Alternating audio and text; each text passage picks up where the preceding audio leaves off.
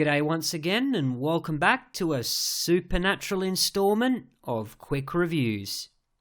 I only had to take one look at the title of today's movie to know that I was about to see something so bad that it ought to be good. Hellbound is a 1994 fantasy action thriller starring none other than martial arts legend Chuck Norris.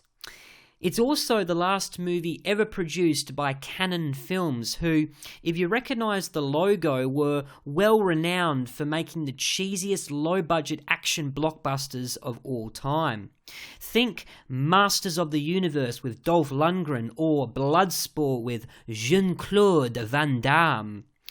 They loved their action heroes, and Chuck Norris always seemed to top their list of preferred actors throughout the 80s and early 90s. I've personally tried and failed to release many of his movies, but fortunately for you, my persistence has finally paid off. Hellbound features the greatest battle you could ever have conjured up in your wildest imaginations. Ready for it? Drum roll please. Chuck Norris vs. Satan. Actually, I lie. I meant to say Satan's right-hand man, Prosatanos. But that kind of undermines the dramatic effects, so let's skip over that minor detail for now. Anyway, the movie opens to a ridiculous Star Wars-style rolling text and blaring opera music, which normally warrants switching the channel, but I'm a glutton for punishment, so I stuck with it. The first 20 minutes or so sets the scene for what's in store for Chuck, who plays a veteran detective named Frank Shatter. An ancient evil is unleashed when the tomb of Prosatanos is disturbed by grave robbers. He escapes and sets forth to restore his demonic kingdom on Earth. In the tradition of classic horror movies like The Mummy and Dracula, our hero Frank must rise to the occasion and confront the beast. With the help of his wisecracking sidekick Calvin, he travels to Israel to investigate the murder of a Jewish rabbi.